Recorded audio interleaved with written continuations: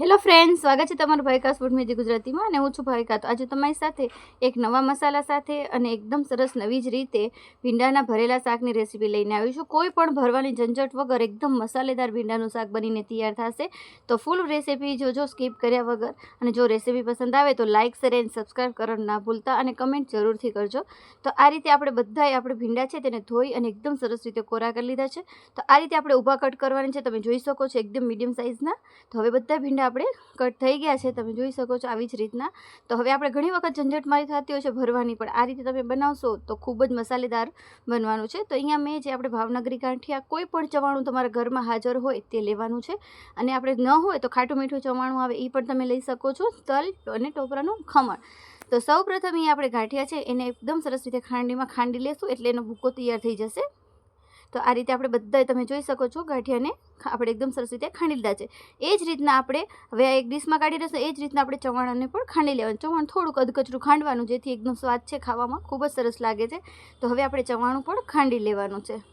તો ચવાણું મેં એક નાની વાટકી જેટલું લીધું છે ને એક નાની વાટકી જેટલા ભાવનગરી ગાંઠિયા લીધા છે. તમે તમારા જે માપ હોય તે પ્રમાણે તમે લઈ શકો છો. અને 500 ગ્રામ જેટલા મેં ભીંડા લીધા હતા તે પ્રમાણે આ માપ છે. તો તમે જોઈ શકો છો એકદમ સરસ રીતે અધકચરું આપણું આ ચવાણું છે તે પણ ખંડાઈ ગયું છે.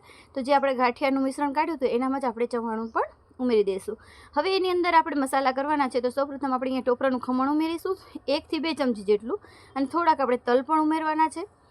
તો તમે જોઈ શકો છો અડધી ચમચી જેટલા અત્યારે મેં તલ ઉમેર્યા છે. તમે ચાહો તો વધારે ઉમેરી શકો છો. અને 1 ચમચી જેટલું લાલ મરચું, 1 ચમચી જેટલું ધાણા જીરું પાવડર અને થોડુંક આપણે ગરમ મસાલો પણ ઉમેરીશું. અને ખાસ ધ્યાન એ રાખવાની કે આમાં મીઠાનું પ્રમાણ ખૂબ જ ઓછું રાખવાનું, કેમ કે જે ગાંઠિયા છે તેના પર મીઠાનું પ્રમાણ થોડુંક વધારે હોય છે. હવે અડધી ચમચી જેટલી ખાંડ ઉમેરીશું અને અડધું આપણે લીંબુનું રસ ઉમેરીશું. અને તમે જોઈ શકો છો મીઠું મેં સાવ જ ઓછા પ્રમાણમાં નાખ્યું હતું. હવે આ બધા આમાં આપણે 1 ચમચી જેટલું તેલ ઉમેરીશું અને એકદમ સારી રીતે આ મસાલાને મિક્સ કરી લેશું. તો તમે જોઈ શકો છો એકદમ સરસ રીતે મિક્સ થઈ ગયું છે. તો હવે આપણે વઘાર કરીશું શાકનું. તો સૌપ્રથમ અહીંયા કઢાઈ લેવાની છે અને 2 ચમચા જેટલું 2 થી 1.5 ચમચા જેટલું તમે તેલ લેશો તો એ પણ થઈ જશે. કેમ કે ભીંડાના શાક છે તો તેને આપણે તેલમાં જ એકદમ સરસ રીતે સાતળવાના છે. તો મેં અડધી ચમચી જેટલી રાઈ, હિંગ અને આપણે અહીંયા કને હળદર ઉમેરી લીધી છે. તો 1 ચમચી જેટલી હળદર ઉમેરી અને જે આપણે ભીંડા કટ કરેલા છે તેને આપણે ઉમેરી દઈશું.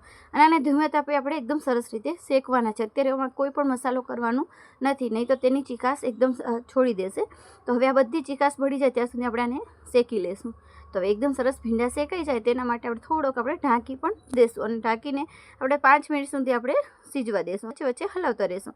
તો આપણે જોઈ લેવાનું કે ભીંડા શેકાઈ ગયા છે અને લાળ ન બળી હોય તો તમે એના અંદર અડધો લીંબુ નાખી અને એને સરસ રીતે લાળ બળી જશે. તો એ જરા પણ ભીંડો ચીકણો લાગતો નથી.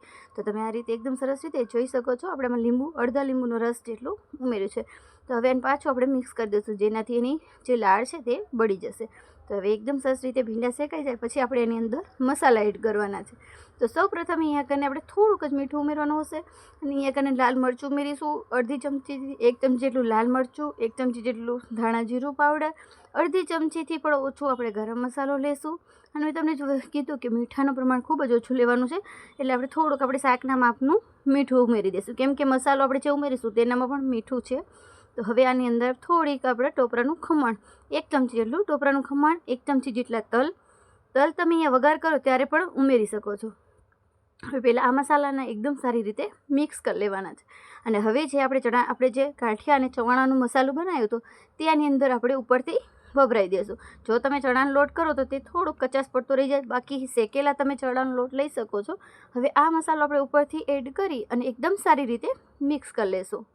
તો તમે જોઈ શકો છો એકદમ સરસ રીતે મિક્સ કરી અને થોડીક આપણે 2 થી 3 મિનિટ સુધી આપણે એને સીજવા દેશું જેથી મસાલો છે તે એકદમ સરસ ભીંડામાં આપણે મિક્સ થઈ જાય. તો આ રીતે તમે જોઈ શકો છો એકદમ સરસ રીતે ભરવાની ઝંઝટ વગર ભીંડાનું મસાલેદાર શાક તૈયાર છે. તો કેવી લાગી રેસીપી પ્લીઝ કમેન્ટમાં જરૂર જણાવજો. લાઇક, શેર અને સબસ્ક્રાઈબ કરવાનું ભૂલતા નહીં.